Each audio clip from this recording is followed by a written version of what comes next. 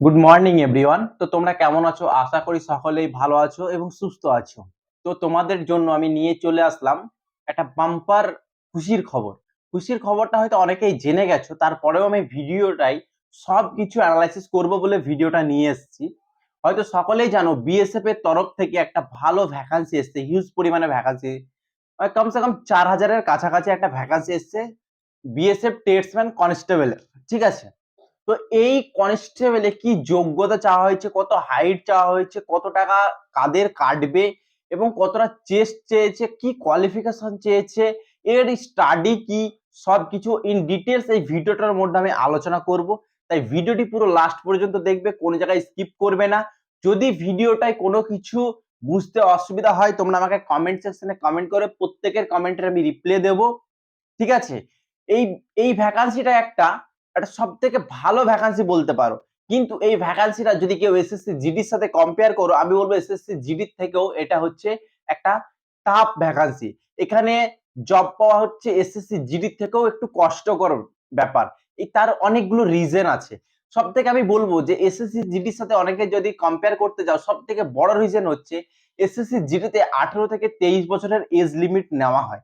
এখানে এই ভ্যাকান্সিতে নেওয়া হয়েছে 18 থেকে 25 বছরের লিমিট। অরপে 2 বছর এক্সট্রা লিমিট দেওয়া হয়েছে, এজ লিমিট দেওয়া হয়েছে। অরপে যারা এসএসসি জিডির বয়স পার করে নিয়েছে, 25 বছর বয়স হতে চলেছে, তারাও কিন্তু এই ভ্যাকান্সিটাই অ্যাপ্লাই করতে পারবে।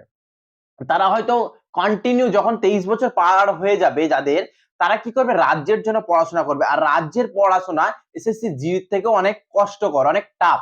তাই যা এই এসএসসি জিডি থেকে এই যে ট্রেডসম্যান গুলো বেরোয়, এগুলো হচ্ছে অনেক কঠিন, একটা কাট অফ অনেক বেশি যায়। তো সবকিছু আজকে আমি এই ভিডিওটার বলবো। অ্যাপ্লিকেশন শুরু হচ্ছে 26শে জুলাই থেকে। অ্যাপ্লিকেশন শুরু হচ্ছে এই মাসেরই 26শে জুলাই থেকে।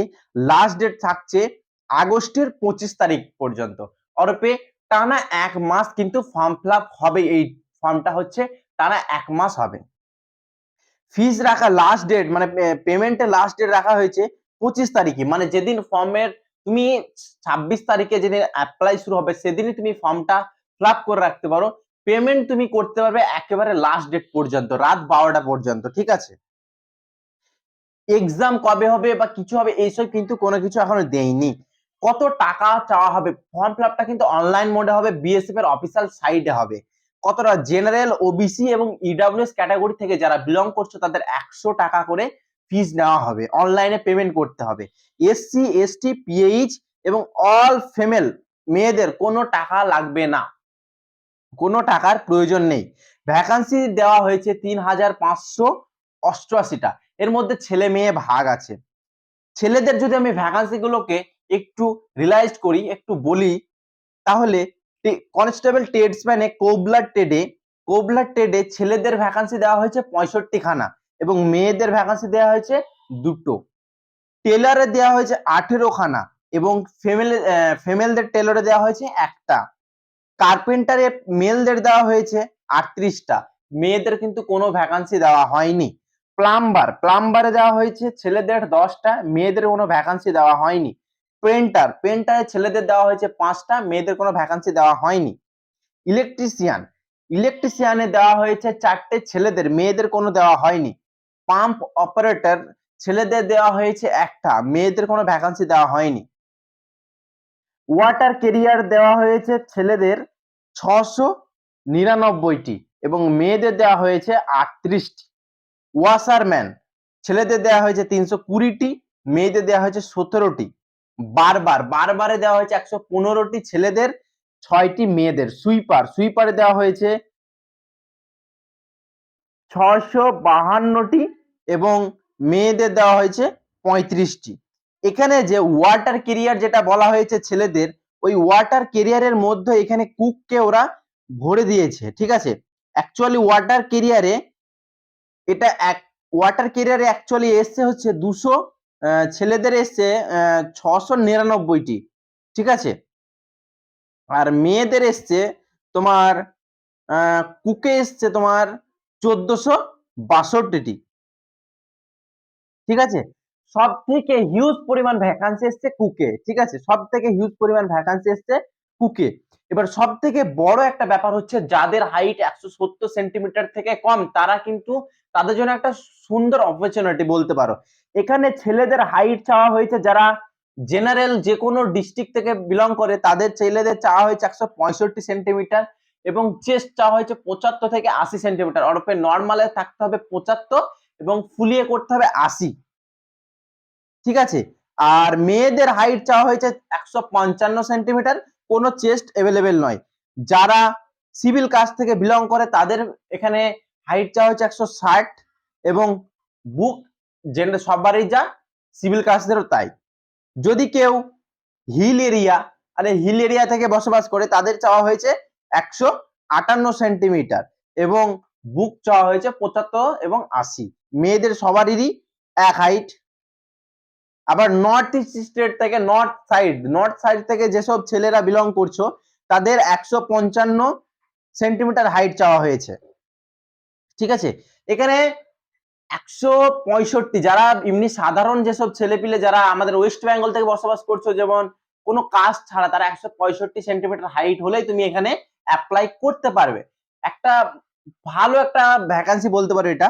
এবার এখানে কি কি কোয়ালিফিকেশন চাওয়া হয়েছে সেই কোয়ালিফিকেশন গুলো তোমাদেরকে বলার চেষ্টা করব। যেমন যদি মাধ্যমিক পাস, প্রত্যেককে মাধ্যমিক পাস থাকতে হবে। যদি কোনো তুমি যে সকল ট্রেড গুলাই করবে তুমি সেই ট্রেডের আইটিআই সার্টিফিকেট লাগবে, ঠিক আছে।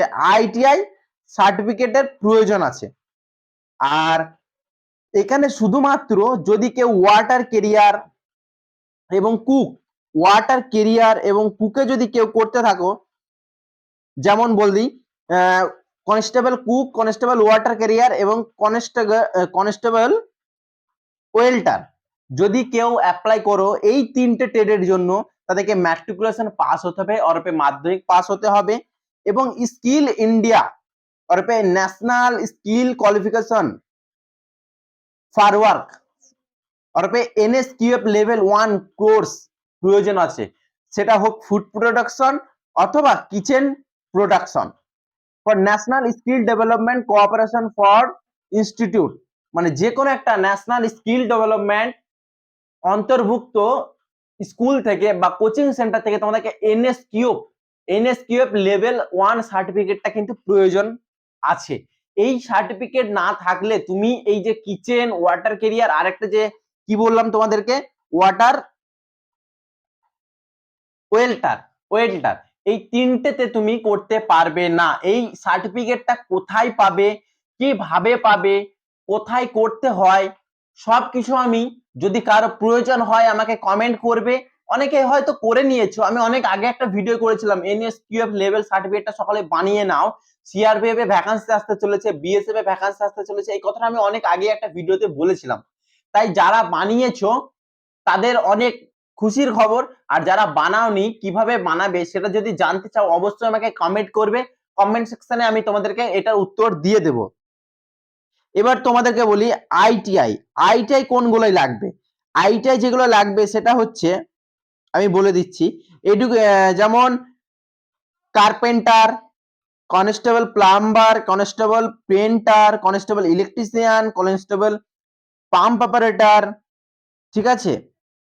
এইগুলোই করতে গেলে তোমাকে 2 ইয়ার অরপে 2 year certificate course from industrial training institute অরপে আইটিআই এর 2 বছরের সার্টিফিকেটের প্রয়োজন হবে তোমাদের।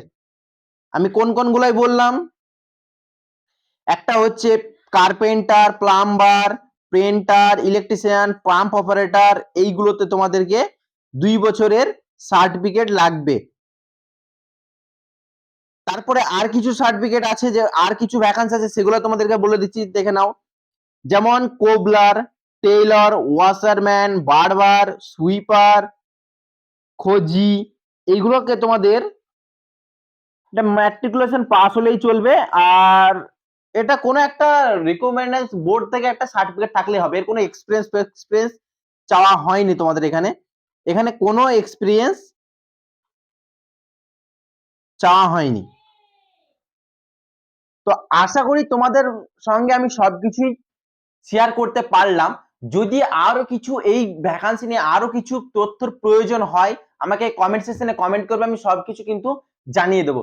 কিন্তু আমি বলবো যারা এসএসসি জিডির পড়াশোনা করছো তারা যদি মনে করো যে আমি এসএসসি জিডির পড়াশোনাতেই আমি এটা ক্র্যাক করবো, এটা কিন্তু অসম্ভব। এর জন্য কিন্তু একটা ভালো পড়াশোনা লাগবে, একটা ভালো প্রিপারেশন লাগবে। এতে কোনো নেগেটিভ থাকবে না, যতটা আশা করা যায় পরীক্ষা হবে অনলাইন মোডে, কিন্তু কোনো নেগেটিভ থাকবে না, যতটা সম্ভব 100 নম্বরে পরীক্ষা হবে। পরীক্ষা এখনো দেরি আছে, মার্চ আগে হবে না পরীক্ষা হবে এরকম কোনো কিছু এখনো নোটিশ বার হয়নি, শুধুমাত্র ভ্যাকান্সি এসছে। ফর্ম ফিল আপ হবে 26শে জুলাই থেকে, চলবে 25শে আগস্ট পর্যন্ত। তোমরা আগে অ্যাপ্লাই করো, পড়াশোনা কিভাবে করবে সবকিছু গাইড করব। এবং এই যে এনএসকিউএফ লেভেল সার্টিফিকেটটা কোথা থেকে বানাবে সেটা আমি, যদি তোমাদের কারো প্রয়োজন হয় সেটা আমাকে কমেন্ট করবে, আমি জানিয়ে দেবো। আর আইটিআই তে হয়তো সকলেই জানো কোথা থেকে বানাতে হয়, সেটা তোমরা যদি কারো আইটিআই থাকে তারা বানিয়ে নেবে। তো যাই হোক, আজকের ভিডিওটা এ পর্যন্তই। দেখা হচ্ছে পরবর্তী ভিডিওর সঙ্গে, ততক্ষণ সুস্থ থেকো, ভালো থেকো। আর কোনো কিছু ইনফরমেশন প্রয়োজন হলে অবশ্যই কমেন্ট সেকশনে কমেন্ট করবে, অথবা আমাকে ইনস্টাগ্রামে কমেন্ট করতে পারো। ঠিক আছে, দেখা হচ্ছে পরবর্তী ভিডিওর সঙ্গে। ততক্ষণ সুস্থ থেকো, ভালো থেকো, আর অবশ্যই চ্যানেলটিতে সাবস্ক্রাইব করে দেবে। জয় হিন্দ, বন্দে মাতরম।